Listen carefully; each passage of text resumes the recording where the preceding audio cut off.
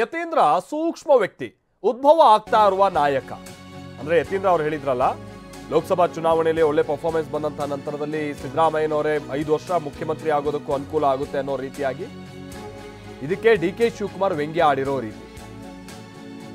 ಸಿದ್ದರಾಮಯ್ಯ ನಮ್ಮ ಸಿಎಂ, ನಾನು ಕೆಪಿಸಿಸಿ ಅಧ್ಯಕ್ಷ, ನಾವಿಬ್ರು ಒಟ್ಟಿಗೆ ಸೇರಿ ಚುನಾವಣೆನ ಎದುರಿಸ್ತೀವಿ, ಅವರ ನಾಯಕತ್ವದಲ್ಲೇ ಚುನಾವಣೆ ನಡೆಯುತ್ತೆ, ನಾವು ಅವರಿಗೆ ಸಹಕಾರ ಕೊಡೋಣ ಅಂತ ಬೆಂಗಳೂರಿನಲ್ಲಿ ಡಿ.ಕೆ. ಶಿವಕುಮಾರ್ ರಿಯಾಕ್ಟ್ ಮಾಡಿದ್ದಾರೆ. ಹಾಗೆ ಯತೀಂದ್ರ ಬಹಳ ಸೂಕ್ಷ್ಮ ವ್ಯಕ್ತಿ, ಉದ್ಭವ ಆಗ್ತಾ ಇರೋ ನಾಯಕ ಅಂತ ಹೇಳಿದ್ದಾರೆ. ಇದನ್ನ ಯಾವ ಅರ್ಥದಲ್ಲಿ ಹೇಳಿದ್ದಾರೆ, ಇಲ್ಲೂ ಕೂಡ ಒಂದು ವ್ಯಂಗ್ಯಭರಿತವಾದಂತಹ ಸ್ಟೇಟ್ಮೆಂಟ್ ಅನ್ನು ಅವ್ರು ಕೊಟ್ಟಿರುವಂತದ್ದ ಏನು ಎತ್ತ ಸಹಜವಾಗಿ ವಿಶ್ಲೇಷಣೆಗೆ ಒಳಪಡುವಂತ ಸಂಗತಿ. ಯಾಕಂದ್ರೆ ಹಿಂದೆನೂ ಕೂಡ ಯತೀಂದ್ರ ಅವರ ಕೆಲವು ವಿಚಾರಗಳು ಅಂದ್ರೆ ಈ ಫೋನ್ ನಲ್ಲಿ ಅವರು ಈ ಟ್ರಾನ್ಸ್ಫರ್ ದಂಧೆಗೆ ಸಂಬಂಧಪಟ್ಟಂಗೆ ಮಾತನಾಡ್ತಿದ್ದಾರೆ ಅನ್ನುವಂಥದ್ದು ಆರೋಪ ಎಲ್ಲ ಬಂದಂತ ಸಂದರ್ಭದಲ್ಲಿ ಅವತ್ತು ಒಂದು ಹಂತದಲ್ಲಿ ಡಿ.ಕೆ. ಅವರನ್ನ ಡಿಫೆಂಡ್ ಮಾಡ್ಕೊಳ್ಳುವಂತ ರೀತಿಯಾಗಿ ಮಾತನಾಡ್ತಾ ಅವರು ಕೂಡ ನಮ್ಮ ಯುವ ನಾಯಕರಿದ್ದಾರೆ ಅನ್ನುವಂಥದ್ದೆಲ್ಲ ಕೆಲವು ವಿಚಾರಗಳನ್ನು ಹೇಳಿದ್ರು. ಬಟ್ ಇವತ್ತು ತಂದೆ ಸಿಎಂ ಆಗಿ 5 ವರ್ಷದ ಮುಂದುವರಿಕೆ ವಿಚಾರಕ್ಕೂ ಅದೇ ಮಾದರಿಯಲ್ಲಿ ಸ್ಟೇಟ್ಮೆಂಟ್ ಮಾಡಿದ್ದಾರೆ ಡಿ.ಕೆ.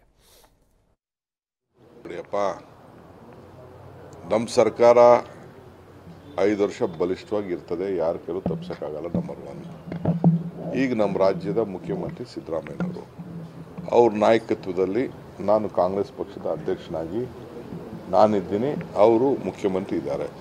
ನಾವಿಬ್ಬರೂ ಸೇರಿ ಒಟ್ಟಿಗೆ ಎಲೆಕ್ಷನ್ ಮಾಡ್ತಾ ಇದ್ದೀವಿ. ಅವ್ರ ಲೀಡರ್ಶಿಪ್ ಎಲೆಕ್ಷನ್ ನಡೀತದೆ, ಅದರಲ್ಲೇನು ಅನುಮಾನ ಏನಿಲ್ಲ.